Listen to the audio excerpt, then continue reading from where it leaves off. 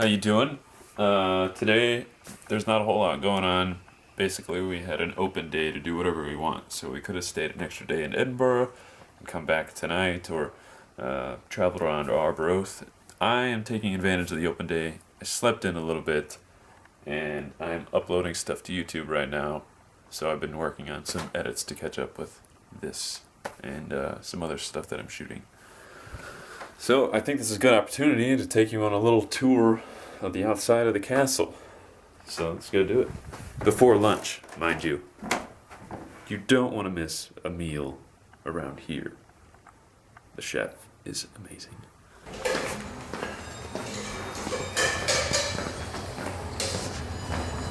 Good morning. How you doing, bud? Pretty good, how are you? Good. Can I just leave this here? Yeah. What is lunch at noon or 12? At 12:30. Alright. Yeah. Cool. That's Rod. He's the chef. Hey, Rod. What are you up to today? Me neither. I've just been upstairs like editing stuff. Yeah, that's what I've been doing, pretty much. So here we are in the courtyard area. My room is right there. My bathroom is right there. This whole place is just, that ceiling is collapsed in right there. I don't know if we can, like, peek in there really quick. Maybe not. But, yeah, it's a gorgeous day out, as you can see. I don't know, we'll just explore all around. I'm just gonna tell you as much about it as I can. Looks like this is where the gardener keeps all his stuff. And I'm gonna have to go get a new battery for my camera already. Little greenhouse area. Pretty neat.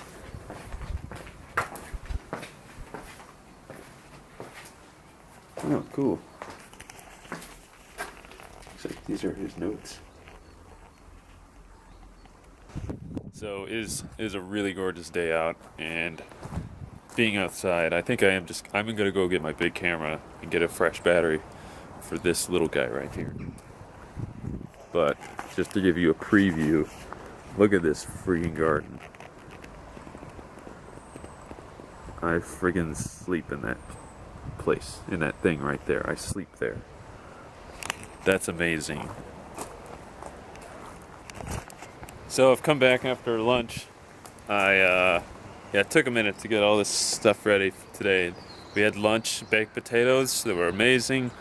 And now I'm just out in the garden, ready to shoot some stuff. So I'll show you around. Okay, so here we are in the castle garden. And look, that weed is enormous. Look at this thing. That's huge. I don't even know, is that a weed or what? That's massive. And I don't know, I just figured I'd show you around a little bit here. It's a very beautiful garden.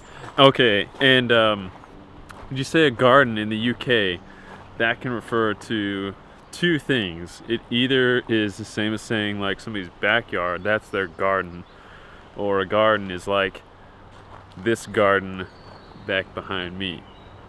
So I don't know, it's different than in the US.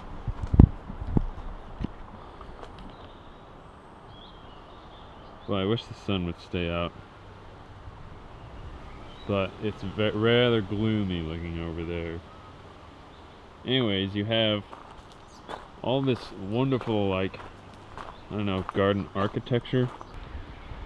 So rain is a thing here. Basically like drizzles or something every day, and you just have to wait it out. So that's what I'm gonna go do. Hopefully it'll stop raining. The rain can be rather annoying here because it just like turns on and off. So it'll go from being cloudy like it is now to sunny, which I can just see some blue right up there just now. Like right above the castle there's blue. So I just have to wait. In the meantime, I can show you this little nook that I'm in. Check it out.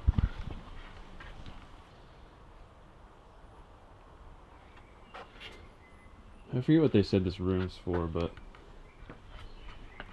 basically the gardener's using it now as just for gardening. Alright, so the weather's cleared up a little bit here.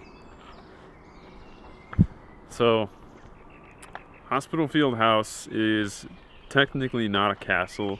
It is a house. Like, this was somebody's house up until like the early 1900s.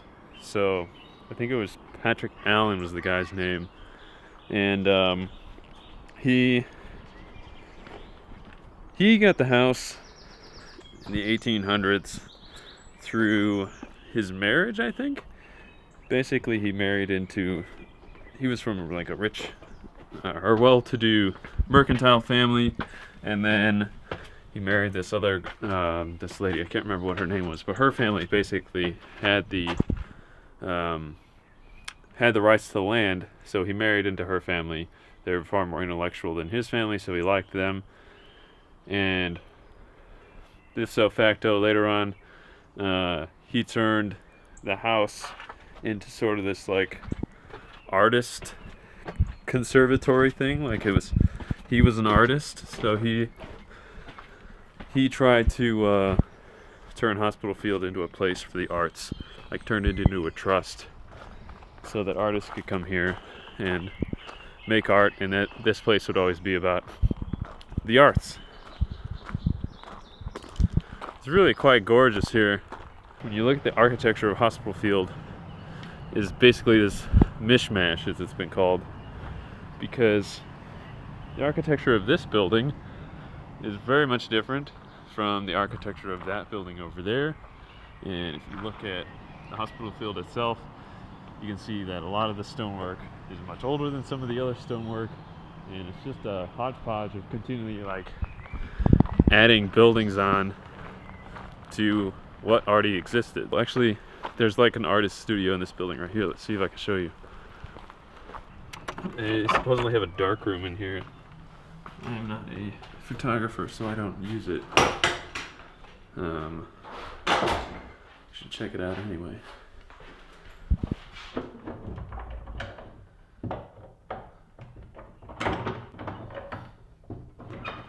The door appears to be locked. So I'm just like continually trying to figure out my way around this place. Let's see if we can go this way. Pretty sure I'm in like a walled-in area again.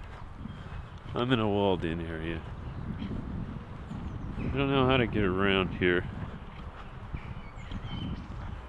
Hopefully I can get back over that wall. Look at this place. It's gorgeous. Do I get to stay here for 3 weeks? Okay, here we go. We can hop this little guy. Yeah.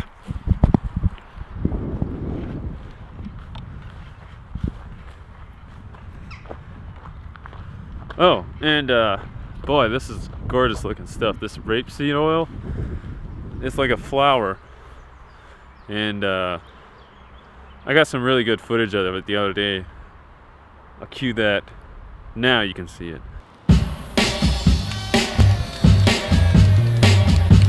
So, yeah, this is that was the back of Hospitalfield. This is the main drive. There's the road over there. And coming up to the front, which you guys have seen a little bit already by now, but it's just amazing, this friggin' place. They love dogs too. The people that built this part of the Hospitalfield, I think the Allens, they've got dogs everywhere. Check it out. There's one right up there. There's a dog. I wonder if they each have names or not. But yeah, good looking dogs. And then right over here, there's another 2 pair of dogs. Check them out. Say hi to these dogs every day. Hey, dogs. But there's all kinds of crazy architecture. If you didn't notice, these 2 windows are fake. They're plywood. But yeah, let's take a gander down this way. You can see what else there is to this Hospitalfield property. The trees are gorgeous here too. And look, it's crazy. And I'm gonna go through this, like, I think it's lilac, the little part of the house. It's really pretty. There's this guy in a statue. It's here, look.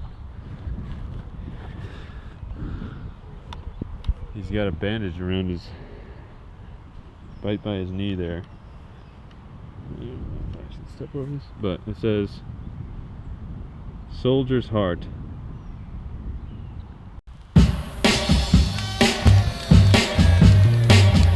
Alright, so I'm gonna head in now because it's a bit chilly out here without having a jacket on or something. But hope you enjoyed this little tour of Hospitalfield, because it is pretty cool here, that's for sure. Alright, so I just want to take a moment to maybe give some inspiration to other people to go out and do what they want to do, because this trip, me being here in Scotland and doing all these things this summer, is because I really took it upon myself to make it happen. Like, it was a lot of effort just to get through the semester, let alone have plans put together to go to a foreign country less than 3 or 4 days after the semester was over. So here it is. If you want to go on a trip to Scotland or any other place in the world, and you really want to do something that just seems like would be too expensive or too difficult, just freaking plan like you're gonna do it. Just plan on doing it and then make it happen. You'd be surprised at what you're capable of. When I decided that I wanted to go to Scotland after I heard about this trip, I was like, I don't have any freaking money. What am I supposed to do? Well, you know what I did? I freaking started a company to help pay for school, and there was enough left over to come here and go on all these other trips this summer. That's what happened. So you just have to figure, where there's a will, there's a way. It's so true. If you fight hard enough to do what you want to do, you can go do it. I would never have imagined this summer that I'd be spending 3 weeks living at this place. Insane. That is just crazy. So yeah, once again, if you want to do something, you just have to set your mind to it, go out there and freaking get it.